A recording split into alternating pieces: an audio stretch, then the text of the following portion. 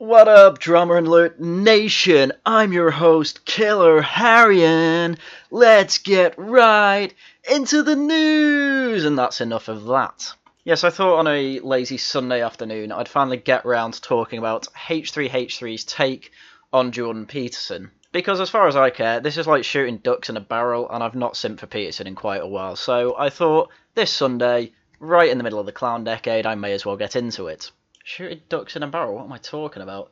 Anyway, I'm going to leave that in because this is going to be more funny than anything. And as you can see on screen, there are two videos that I was going to go through, but it turned out that the first one was just absolutely pointless going through. It's 17 minutes long, and it's all about Ethan Klein going through Jordan Peterson's conversion therapy take, which naturally he misunderstood, and he goes through in the next video anyway. So we're just going to go through that hour-long one, but only go through the Jordan Peterson specific bits. Because it has a bit of a go at Joe Rogan, but just everything he says it's either a no you because people called him fat, or it was just trying to lazily dunk on right-wing people saying, oh my god, didn't you get the joke?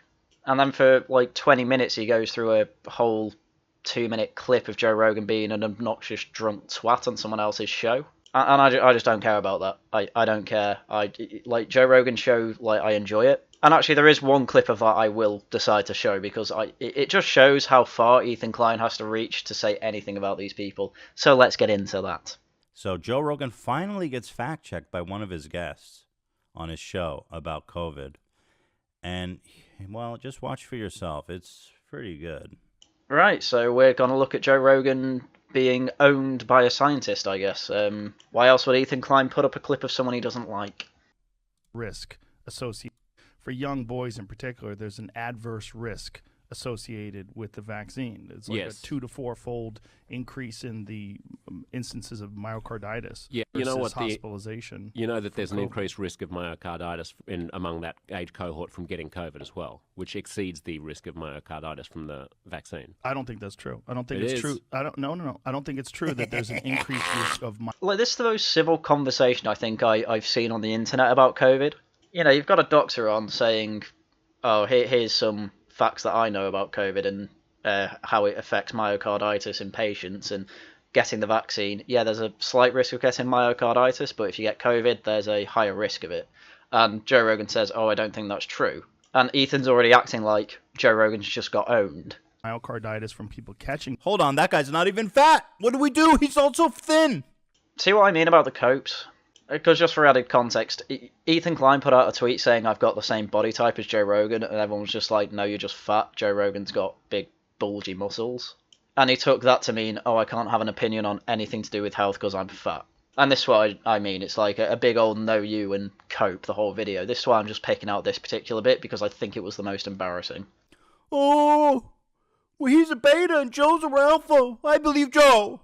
It's the most civil conversation I've seen about COVID with two people who disagree. Why is he acting like people are spurging out? COVID that are young versus increased risk of myocarditis from the vaccine. No, there is. There's both. Well, let's look that up because I don't think that's true. This guy's like, is this guy for real? This straight laughs in his face. It's such a goon. What the hell, man? He didn't laugh in his face at all. Joe said, all right, let's get up some information on this then. And he says, yes, I agree, because it'll probably prove me right. But this is what I mean. This is a really civil conversation. And have you never been in a conversation, Ethan, where you kind of just, giggle to yourself? It's not laughing in his face. It's just politely going, yeah, all right, that's a good idea, and it's probably going to prove me right. It's hardly laughing in his face. Okay.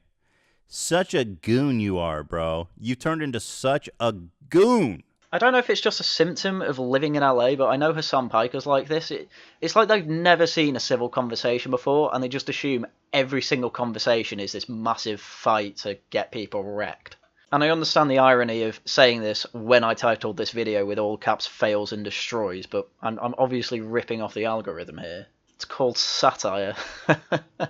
And, it might be a cope, but I don't really care. The title stands. Let's look that up, because I don't think that's true. Myocarditis is more common after COVID-19 infection than vaccination. But is this with children?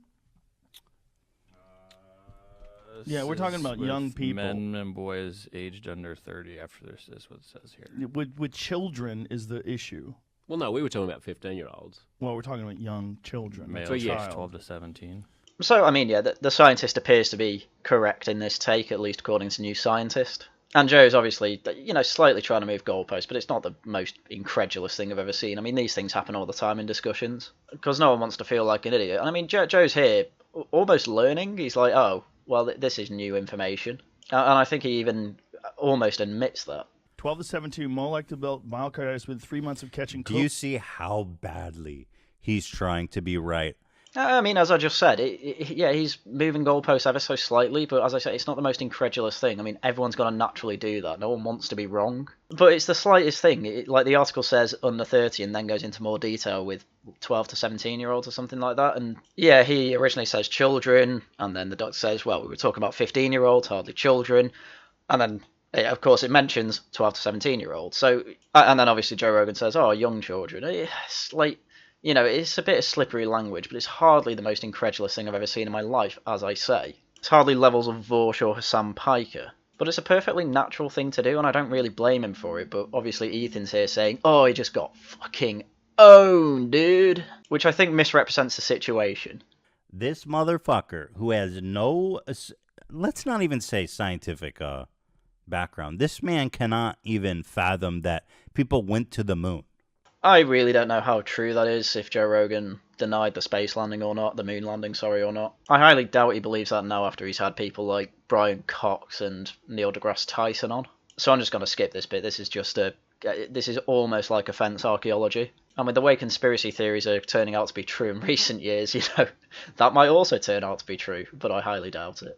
COVID at a rate of 450 cases per million infection. This compares to 67 cases of myocarditis per million at the same time following their second dose of Pfizer.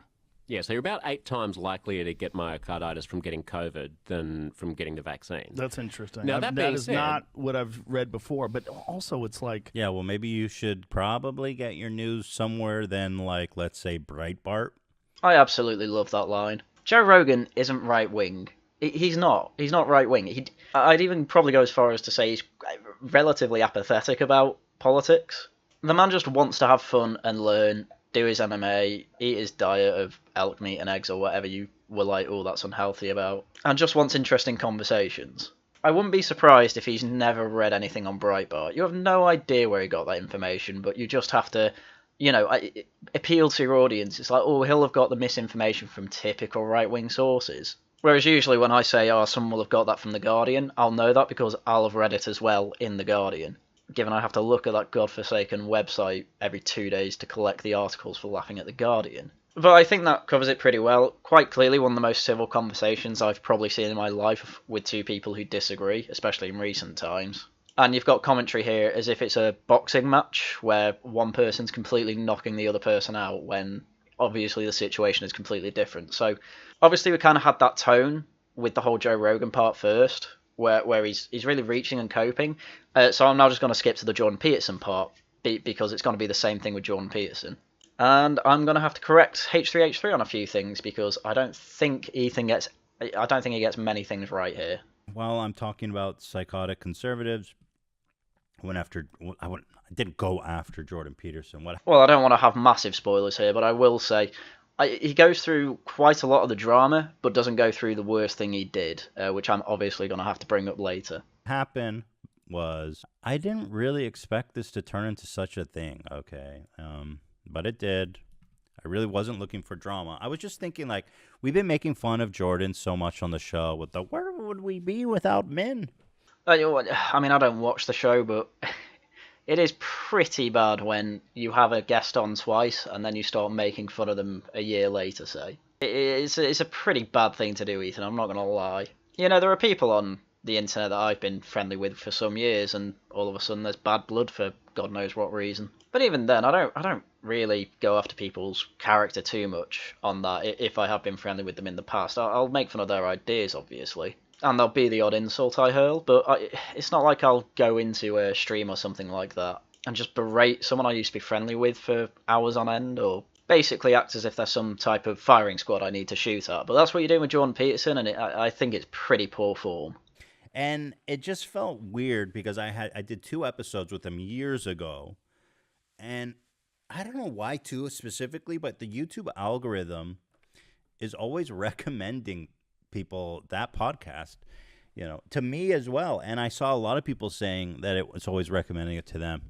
Yeah, it's probably pushed in the algorithm because Jordan Peterson's a very popular person. I mean, his personal channel's got well over 1 million subscribers. His podcast now does numbers, and any podcast he was on 2 years ago, they did numbers as well. But he almost seems upset that his video's getting recommended, and it's such a weird take on that. I'd kill for my Jordan Peterson videos to hit the algorithm and get to 1 million views, but it doesn't happen. And even if I was in Ethan's boots and thought Jordan Peterson was a Nazi, which he obviously isn't, I'd probably still keep the videos up.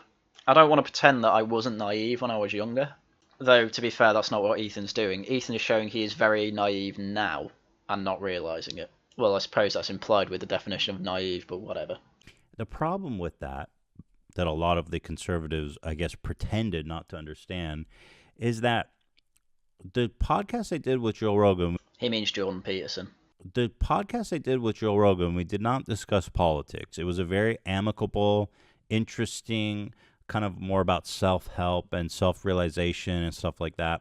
Wow, what an incredibly reasonable podcast. I love it. I did an interview with Jordan Peterson, and we talked about perfectly normal things that we all agreed upon. Why the hell have you taken it down then, Ethan? The problem is that that's what makes him a gateway. I'll read the tweet I wrote. Years ago, I interviewed Jordan Peterson before I was very familiar with his politics. He was an interesting guest who I enjoyed sitting with, but especially now I can see he's a dangerous gateway to alt-right, transphobia, COVID misinfo. So I removed both interviews today. I love it. Giving good self-help advice, I agree with, is a gateway to the alt-right. That implies that you are a gateway to the alt-right, Ethan, because you agree with the self-help stuff that Jordan Peterson is saying. It also means you like the type of thing that's a gateway to the alt-right. I don't understand how leftists keep shooting themselves in the foot like this. It's hilarious. Okay, so, yeah, it was a very nice interview. But the problem is that if you watch that and you say, hey, this guy's smart and cool, let me look him up, you're going to find some weird, vile rabbit holes, Oh, geez, what's Jordan Peterson saying that's so bad, dude? Give me some examples. And there are lots of research articles of people, that have been radicalized, citing that Jordan Peterson is a large contributor to radicalizing people. Oh, every single one of those articles is so easily debunked. Most of what they can say is that he's 2 steps away from Richard Spencer, because Sargon of Akkad happens to talk to both Jordan Peterson and Richard Spencer. Problem with that is that Carl Benjamin talks to bloody everybody. And anybody who is radicalised to the alt-right, or whatever you want to call them, they hate Jordan Peterson, because Jordan Peterson takes people out of that bubble. And obviously I could go on about H3H3 having a SAN on and then those two being gateways to radical communism, but there's no point trying to argue that with them because they think radical communism's a good thing, actually. The reason why is because they're basically the alt-right, but instead of wanting a white ethno-state, they want all whiteys gone. That may be hyperbole, but I really don't care with Ethan. The man's just outright lying about Jordan Peterson, so I'm just going to outright lie about him. Tit for tat. Or at least leading him down that path for one reason or another. Citation needed. What I didn't expect is that Jordan Peterson would respond. Really? You call him a gateway to the alt-right and take a podcast you agreed to put up with him. You took it off the internet and you didn't expect him to respond. You expected someone just to take that. Are you for real? This is what I mean with people from LA. They think that really stupid and really poor behaviour is just normal, and that really civil and really understandable behaviour is somehow the worst thing imaginable. That probably explains all the train robberies and stabbings that go on in LA. I should probably be careful about that. If I'm not careful, Seth Rogen might DM me asking me if I'm a Jew. The man himself responded. He said, "What are you up to, Ethan? We had a good conversation." Or is it, "What are you up to, Ethan?" You know what I mean? I think it's more like that. It's more like an accusation. Well, yeah, you are being a bit of a tit, Ethan. I was going to use the C word, but I kind of want this one monetised. But yeah, you are just being a massive tit. You even admitted in this video that it was a good conversation. Yes, I agree. And then you use the laziest excuse ever, saying, oh, he's a gateway to the alt-right. You do realise you can say anyone is a gateway to anything. You could say Richard Spencer's a gateway to communism because some of the things he says are so stupid it puts people off him, and then they think, I need to fight tooth and nail against him. so they go communist and punch him for wearing a Pepe pin. I can make that argument for anyone. Ethan Klein's a gateway to the alt-right because of this stupid argumentation. And the fact he loosely echoes people like Robin DiAngelo and makes entire videos with Sam Pike and ranking slurs against white people. And that pushes people away from his line of thinking and pushes them to radicalise to the alt-right because they feel that celebrities hate them. So that's my point. You can just make that argument for anyone. It doesn't hold any water. But what helps the argument against that is that everyone in the alt-right seems to hate Jordan Peterson because he is a de-radicalising node, basically. But just keep lying about him, dude. I'm just going to go through them all anyway. It's more free content for me, I suppose. What are you up to, man? Here, let me do it. What are you up to, Ethan? Right, no, I'm not having that. I'm just going to read it out for you. What are you up to, Ethan? We had a good conversation. I enjoyed meeting you and talking with you. What have I said precisely that motivated your actions and your accusations? Deleting our discussion. An honest question. And tagged me. He said, finally, H3 Productions, you might seriously consider providing me with the footage so I can post it, given that I agreed to appear on your show based on the agreement that there would, in fact, be a show. I mean, dude, what do you want from me? It's my show. Get bent, bro. I mean, Ethan's got a point there. It is his show, but at the same time, John's clearly just trying to get more of his information out there because it was a good talk. I remember watching it 2 years ago and thinking, yeah, this is a good addition to his repertoire. It's very apolitical and they just want to talk ideas. It was great. And now it's taken down and it's going to be very hard to recreate that podcast. So, of course, he wants it up. And he's just seeking permission to put it on his own channel, which Ethan probably isn't going to allow. But it would be a massive shame if there were re-uploads of the video on YouTube. Luckily there are. Link down in the description. It would be a massive shame if you watch that. I really can't condone that behaviour enough. You click that link, I disavow. Sure, you can find it one way or the other. Do whatever you want. Okay? Oh, it appears Ethan really doesn't care. Ethan just doesn't want it on his channel. It can be uploaded elsewhere. Sweet. Go watch it. Apparently I didn't need to disavow. Also, this is when he gets really, this is epic. He says, also, I should warn you that those who engage in cancel culture generally live to regret it. I'm not going to come after you, except politely in this Twitter stream, but the chickens will definitely come home to roost. You will be held to a higher and higher, and soon impossible to maintain ethical standard by the very mob you currently wish to please. And then you will make a mistake, and they will devour you with glee. Please take this warning seriously. I liked you. As he falls into the lava or something. Well, I mean, yeah, it's the old analogy of you're trying to feed the crocodile in hopes that it'll eat you last. I mean, how has he not seen this? Did you not remember a few years ago? He really had to help the humongous guy. He had him on the show, for God's sake, saying, hey, why is the mob going after you? Like, why are they trying to get you? And now he's literally trying to appeal to the same mob. He's taking everything the mob is saying to heart. They say, oh, Jordan Peterson's a gateway to the alt-right. He's a transphobic piece of crap, whatever. All this just incessant garbage. I don't see how he's any different to the people trying to ruin Humongous's life. But I am getting a bit ahead of myself at the moment. He does go specifically into cancel culture and why he doesn't think he's playing into cancel culture, which also contradicts a tweet he made, but, well, I'm getting ahead of myself. So dramatic.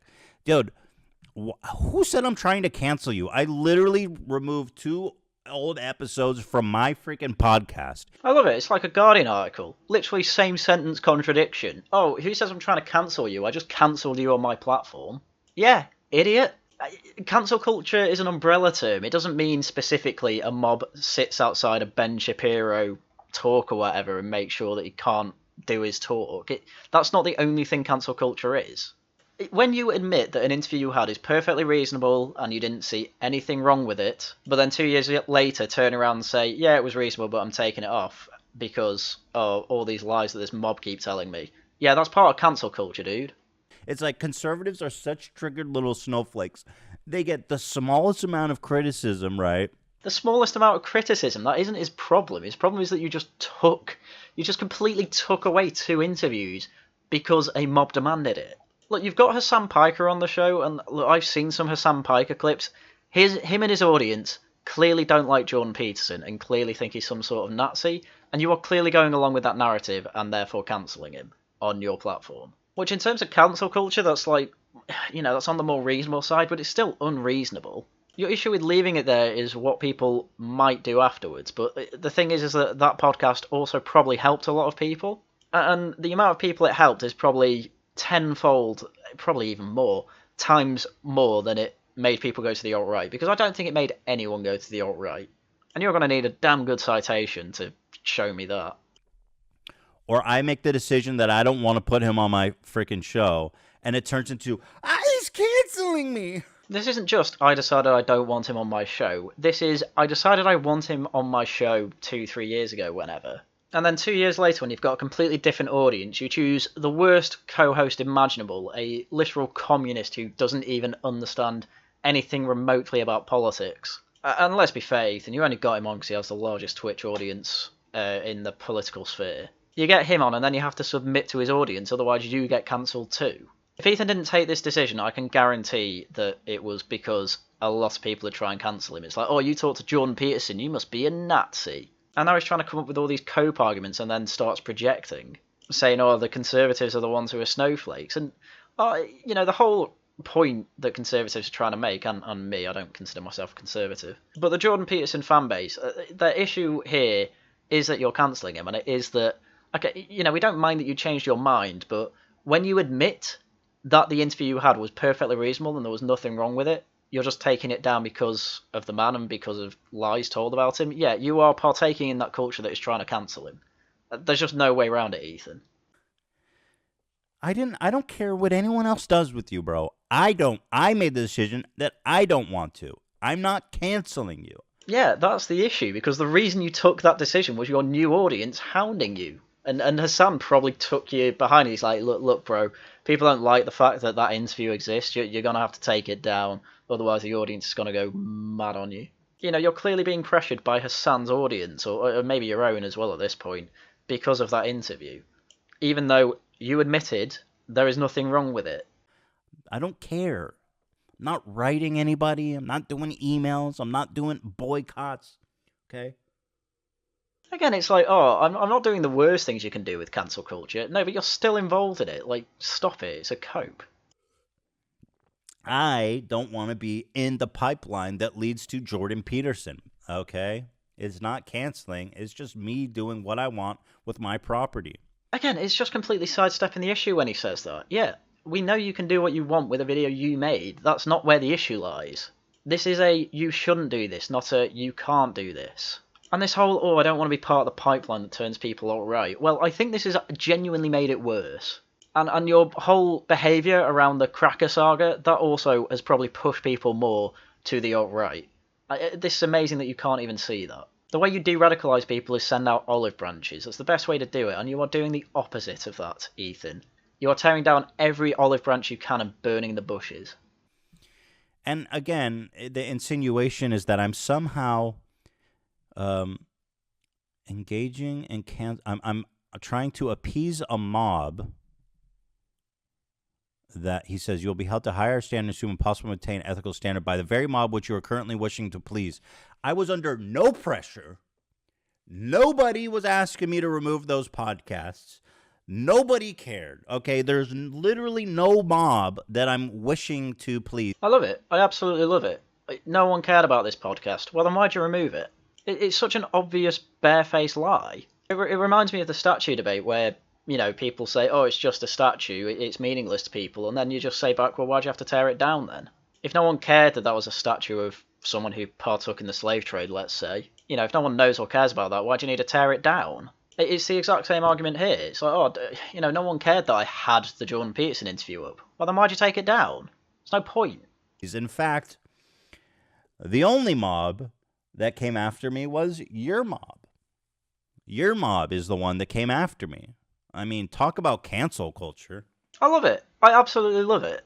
How is it cancel culture for people to say, oh, dude, you should keep that interview up? You've got silly reasons for taking it down. How could it possibly be cancel culture if you're trying to do the opposite of cancelling? You clearly got pressure from one side to take it down. Obviously, you're going to have pressure from Jordan Peterson's fan base to keep it up, or put it back up in this case. This is what I mean by this LA mindset. It's really weird. It's like they do something and just don't expect people to react. I mean, this is why there's a whole TV meta on Twitch, I'm pretty sure, where these lazy streamers do nothing. I mean, Hassan leaves his chair half the time and just leaves shows up and running. He's done it with loads of them that I've seen. And it's just like, oh, what am I doing wrong?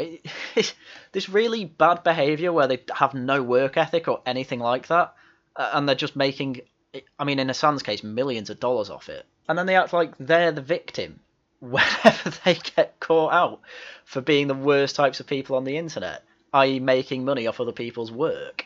It's so strange. It's literally my show. What's wrong? I can't do what I want with my property now? Sidestepping again. It's like pick a lane, conservatives. Yeah.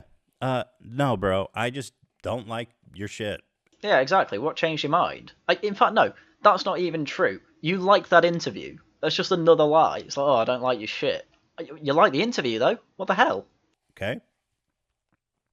Next thing I remove, like, my Keemstar podcast, and it's like, cancel culture! Yes. Yes, that's exactly what it is. Nah, dude, I just don't like you, okay? Anyway, Jordan asked me for specific reasons, okay? And I said, you know what? I'm going to take you up on that, Jordan. For those of you who aren't aware, we are about to go in the goldmine of content. I said, to start, you called a ban on conversion therapy moral grandstanding, which we covered on this channel, okay? Justin Trudeau announced a ban on conversion therapy in Canada. Universally a great thing. Gee, they're doing but Canada's done the classic thing with laws where it's like, we call it the Patriot Act, or, we call it the Hugs and Kisses Act. Yeah, a ban on conversion therapy. It sounds like a good thing, obviously, to liberals. Have you actually seen the law, Ethan? Jordan Peterson quote tweeted and said, more moral grandstanding from our juvenile Justin Trudeau. Are you pro-conversion therapy, Jordan? Again, this is the issue if you just believe what a mob says. This is why I make these videos. I go deeper into these issues so that I can say, oh, no, here's what's actually being said, or, this headline's actually wrong. It's proved further down in the article that they just contradicted themselves. Ethan doesn't do that. Reads one headline, one tweet from Justin Trudeau, and one tweet from Jordan Peterson, and assumes that Jordan Peterson's pro-conversion therapy, which he obviously isn't. Back that up. What? Okay. Yeah, alright, I'll get the law up. And this is another problem. If you look at the way that the official government website describes the proposed changes to the criminal code for conversion therapy, this is what it says. It says the legislation proposes 4 new criminal code offences that would prohibit causing another person to undergo conversion therapy, removing a minor from Canada to subject them to conversion therapy abroad, profiting from providing conversion therapy, or advertising or promoting conversion therapy. And if you were to stop reading there, you'd say, well, this still seems pretty reasonable to me. What's the issue? Well, let's see how the legislation actually defines conversion therapy. Various definitions of conversion therapy exist both in Canada and globally, and they have evolved over time. According to the Canadian Psychological Association, conversion therapy refers to any formal therapeutic attempt to change the sexual orientation of bisexual, gay and lesbian individuals to heterosexual. Sexual orientation is a term used to describe the individual's pattern of emotional, romantic or sexual attraction. It may also include attraction to the same sex, a different sex, to both male and female sexes, or to neither sex. Sexual orientation is distinct from an individual's gender identity, which will be discussed below. The American Psychological Association uses the term sexual orientation change efforts to describe methods that aim to change persons' same-sex sexual orientation to other sex sexual orientation. These methods can include behavioural techniques, blah blah blah blah, so classic conversion therapy stuff. The term sexual orientation change efforts have also been expanded to include gender identity change efforts, which refer to methods that aim to change the gender identity or gender expression of an individual. Gender identity refers to an individual's deeply felt internal and individual experience of gender, which may be male or female or lie outside the male-female binary. An individual's gender identity may differ from the sex they were assigned with at birth, which refers to the characterization of an individual's sex based on their primary psychological and biological sexual characteristics at birth. Meanwhile, gender expression refers to ways individuals express their gender identity. Gender identity and gender expression change efforts involve similar approaches to those aimed at changes in individuals' sexual orientation. However, the goal of the efforts for individuals to become cisgender, meaning their gender identity aligns with their biological sex assigned to them at birth. Now, I know that was very long-winded and all that, but just to dumb that down, what that is basically saying is that conversion therapy is only applicable if you're trying to convert someone away from bisexuality, homosexuality, or from a trans identity. Just to make that extra clear, what that means is you are perfectly within legal rights to try and convert a heterosexual person to being gay or bisexual or asexual or whatever, and you are also well within your rights to try and convert a person who identifies as their own sex to try and identify as trans. That is perfectly legal under this law, and this is why he called it moral grandstanding. One, conversion therapy is basically completely gone in the West. No one really tries it, at least in the native areas of the West. And also, it's clearly very one-sided. This is a terribly written law. This allows mermaids to exist in the UK, basically. If you were going to ban conversion therapy, ideally you'd have it so you ban all types of conversion therapy, not just the ones that try and turn gay people straight. So that's the issue that he has with it, Ethan. I'm sorry you're such an idiot and just go off what people say to you, rather than doing your own research. You used to be so much better than this. And this was just tweeted like freaking a few days ago. Like, this is fresh stuff here. Well, yeah, the stupid conversion therapy law has only just been passed. Of course it's a few days old. You believe in enforced monogamy. We've talked about this on the show, but this is one of the most psychotic takes maybe ever. I'll read it. This is just excerpt from his interview with the New York Times. He said, I would like to make it clear at this point that Ethan Klein is married. Ethan Klein is in an enforced monogamous relationship. Violent attacks are what happens when men do not have partners, Mr. Peterson said, and society needs to work to make sure those men are married. He was angry at God because women were rejecting him, Mr. Peterson says of the Toronto killer. Sounds reasonable. This unironically is what no pussy does to a man. The cure for that is enforced monogamy. That's actually why monogamy emerges. Mr. Peterson does not pause when he says this. Enforced monogamy is to him simply a rational solution. Dude, you're married. You agree with that. Marriage is literally the most quintessential enforcement of monogamy ever. You make vows in front of other people and God to say, I am not going to cheat on this person and I'm going to spend the rest of my life with them. I'm going to be monogamous with them. I mean, I've not been watching him properly, but I know his wife's in the background there. Imagine saying in front of your wife, yeah, I think enforced monogamy is a psychotic take. If I said that in front of my girlfriend, I think she'd slap me, and I deserve it. Otherwise, women will all only go for the most high status men, he explains. Oh, more social sexual hierarchy, huh? At play. I mean, are you acting like that's not true? For God's sake, the amount of women that went to Beatles and Rolling Stones concerts is incredible, and they were all going there because, yes, they were the peak of the sexual hierarchy. I mean, they still are, really. Mick Jagger's in his 80s, and he's just had another kid. This is so obviously true from the most basic evidence. I don't know why he's got a problem with it. And then they couldn't make either gender happy in the end. Half the men fail, he says, meaning they don't procreate, and no one cares about the men who fail. Yeah, I mean, the tradition of marriage is literally a solution to a problem we've forgotten about, and this appears to be true. And now that monogamy seems to be breaking down, and we do tend to have incel groups. I mean, yes, some incels have gone out of their way and, unfortunately shot people. Elliot Rodgers being the main culprit, of course. And honestly, that probably wouldn't happen if we weren't living in a society that just seems to hate men as well. I mean, that's just another problem added on top. I mean, really, what do you do if you're clearly not succeeding and no one seems to care about you? Of course you're going to get angry. These people need help. These unfortunate men really desperately need help. And you're here acting like it's not a problem.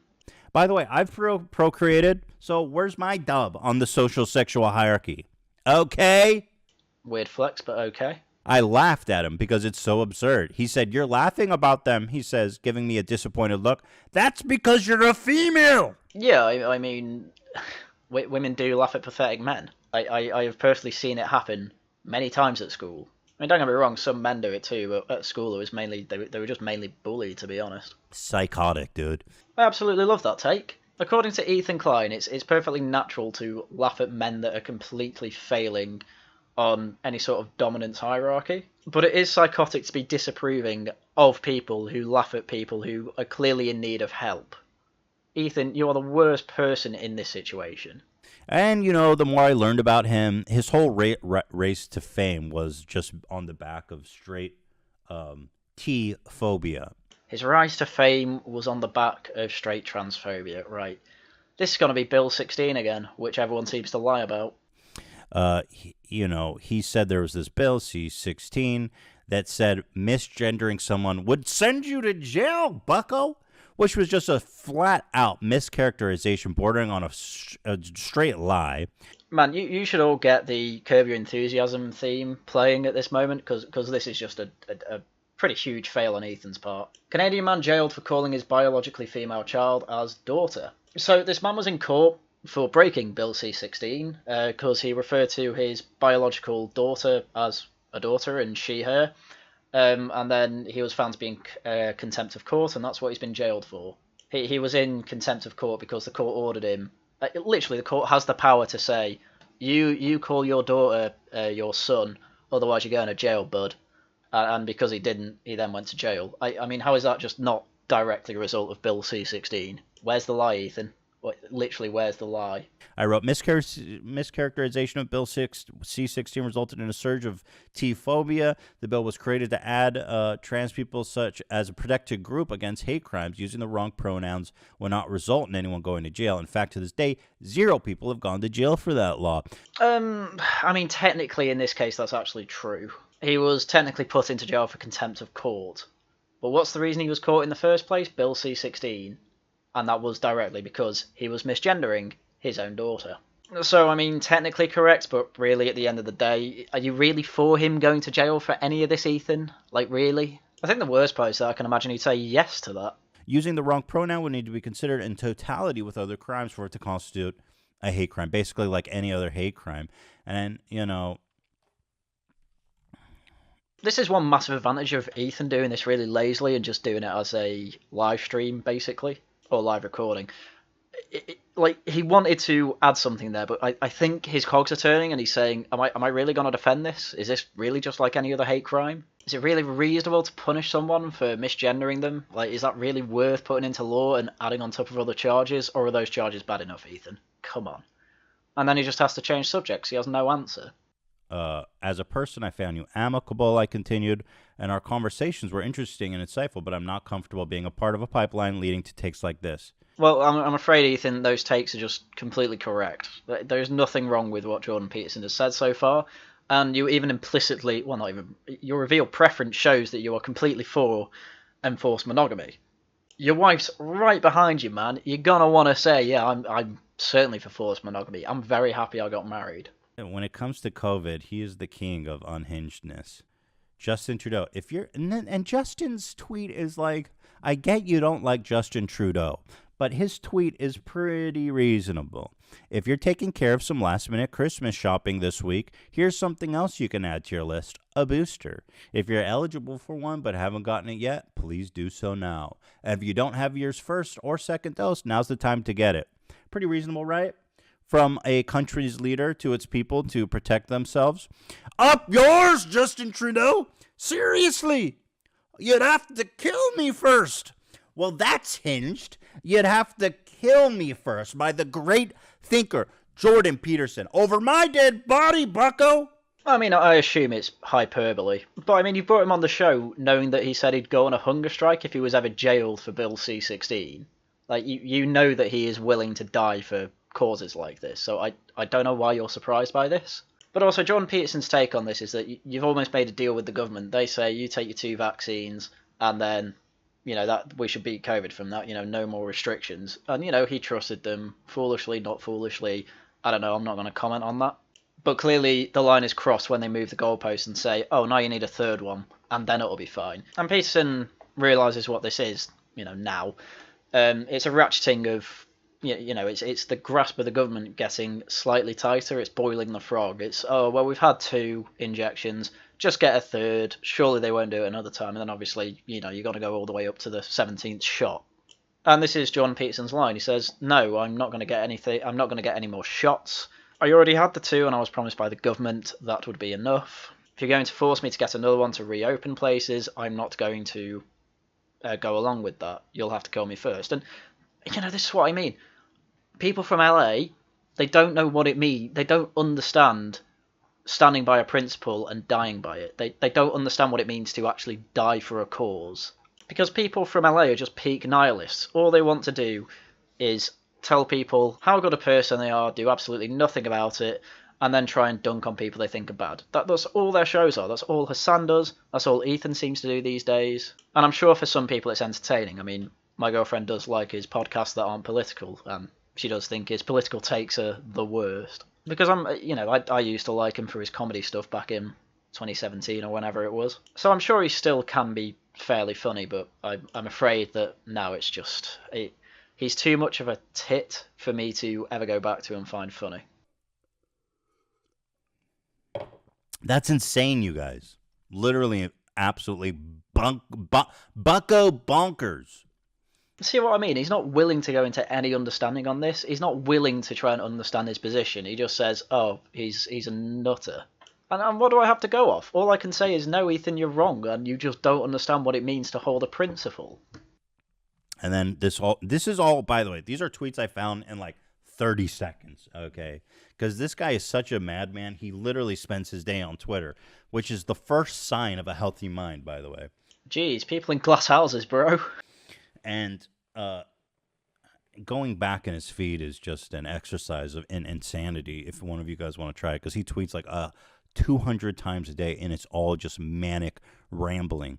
Your example is 4 tweets, dude. Manic rambling's like a 22-tweet thread talking about things that will probably get me banned off YouTube. It's hardly manic rambling when he does a 280-character disapproving tweet about something he disapproves of. But hey, gotta get that hyperbole up, gotta play to that audience, don't you, Ethan? And then, without responding to the points, he seemed to be interested in wanting to have a conversation. So I said, you know what? I'm gonna take the bait. I'm gonna write a thoughtful response. Jordan does not respond to me. Instead, I mean, I'm not gonna lie. For a start, he's got people like me that are just gonna point out why you're wrong. But second thing, he must be so used to being lied about and having these really low-level misunderstandings of what he's saying. Like, he gets it so much, he probably just didn't bother. I mean, honestly, Ethan, from how you used to be, I would have assumed you'll have taken these claims with a healthy dose of skepticism. But no, apparently you're just a completely different person now, and a colossal tit. He posts to Twitter the next day an article entitled, Jordan Peterson schools Ethan Klein on cancel culture after YouTuber deletes 2 podcasts with him. Bro, are you that fragile that you can't even engage in Discord? You asked me. Let's remember that. You asked me for specific reasons, and I provided. Yeah, and they were so bad he didn't think it was worth responding to them. But I'm taking a Sunday afternoon off, so I'm going to respond to them instead. But yeah, I'm not going to lie, Ethan. As you try more and more to ratchet down with your audience, I can't wait till they start snapping at you. I mean, they obviously all know about the iDubbbz incident where you kept saying the N-word-F word. For those of you that don't know what that word is, you're clearly not fans of iDubbbz. But where you said that far too many times, like more times than you need to in a podcast, even to the point where I was going, why is he going nuts with it? And yeah, I understand that you've apologised for it. Yeah, that's going to work temporarily. Eventually, when the right people say, yeah, we need to go after Ethan Klein, that is going to come back and bite you. I think what's even funnier is that podcast was maybe less than a year older than the Jordan Peterson podcasts were, maybe even within 6 months. But no, apparently we've got to cancel Jordan Peterson for not saying anything anywhere near as bad as Ethan Klein said there. But what do I know? I'm not a double standard machine. And you're scared of this dumbass here, okay? This dumb liberal layup, uneducated, fat, by the way, low on the sexual hierarchy, that you have to post like an article that your buddy wrote about what a huge dub you took because of one dumbass comment you wrote about me appeasing a mob that doesn't exist. A mob that doesn't exist, a video that you yourself said no one cared about, and a video you yourself said was actually quite informative and good. Yeah, there's absolutely no reason to delete it from what I can tell there. Such a reach, Ethan, honestly. I love as well he just admits that he's not worth responding to, but then has a massive go at Jordan Peterson for not responding to his points. Like, yeah, good one, dude.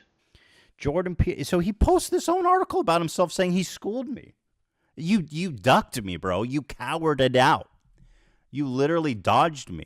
Yeah, accusations like that really have no teeth when you literally have to go back to a 2 to 3 year old interview and delete it.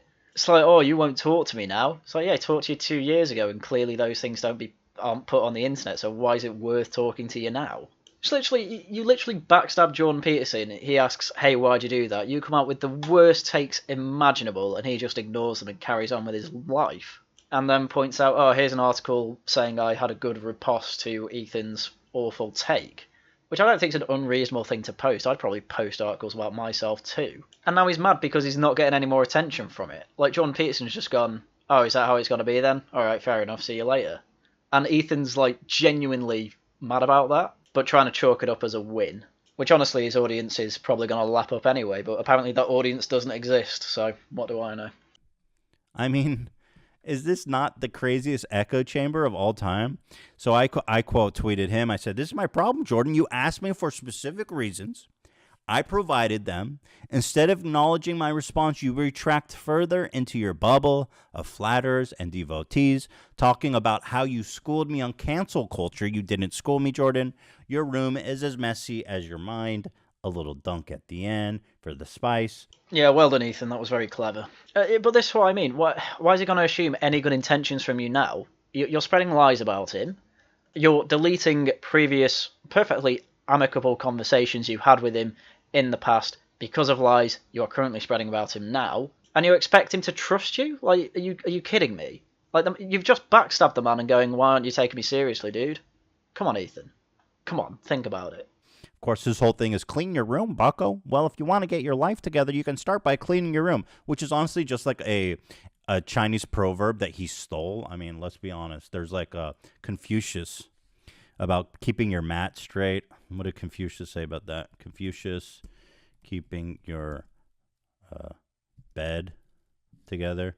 Yeah, I mean, it's really not even that interesting. Man, he talks about this with Jordan Peterson in his interview, I'm pretty sure. He knows Jordan's whole point, or he should know from that interview, that Jordan's whole point isn't, I'm giving you some newly found logic that you don't know about. No, what he's saying is, no, you all do know this, and, you know, our societies and civilizations have known this for some time. That's why, in his book, and in all his talks, he says, like, oh, you know, he refers to the Bible constantly, at least 2,000-year-old text when it comes to the New Testament, and, you know, even older, 4,000 to 6,000 year when it comes to the Old Testament, and he references them constantly. So he's never claimed that it's some new knowledge, so I don't know why you think that's a dunk. But then he says it's just not interesting. It's exactly what was talked about in the interview, which he admitted was interesting, so, you know, pick a lane, Ethan. Shimo Yoho, shout out, good guy. My room after this happened, I said, it's okay. Jordan's room is also messy, which, you know. And then he responded to me, not anymore, bucko. It's now shiny, clean, and beautiful, too. Like the rest of my house. Now that I've finished renovating. Bro, that's not renovation. That's just shit in your kitchen. Don't try to front, bro. And recovering from being ill. So Ethan never had his house renovated. What the hell? And that's what I was talking about before. I didn't think Ethan would actually put this picture up because it's so embarrassing that it just makes him look like a colossal twat. Because not only was his house being renovated at the time, and obviously rooms are going to look messy while different rooms in your house are being renovated, but also his wife was going through cancer at the time. Like, the man was having a real hard time. And it's just stupid when people come up and say, oh, look at this one picture where you didn't have your room clean. And it got so bad he even had to address it in his new book. And he just explains it. It's like, look, the house was being renovated, my wife was going through cancer, and I was obviously very depressed and struggling with the, you know, early signs of the addiction as well. Obviously, my room isn't going to be perfect, but this is literally one picture. And in every other stream he does, it's a perfectly pristine room. It's spotless as far as you can tell from the camera. So it's just such a stupid picture to put up, and it is really poor form. You're making fun of a man because his wife was dying, though luckily she's recovered now. But you got to get that easy dunk, Ethan, no matter how bad it makes you look. Okay, it's still ironic. Pixar didn't happen, by the way. If your house is so clean, show me. Honestly, it's really hard to keep this video monetized, but what a complete twat. How can he say that? It's like, alright, he's got a fair point there. Being incredibly ill, which I know he was very ill, and his wife dying of cancer. Alright, fair enough, that might be but it's still ironic, though.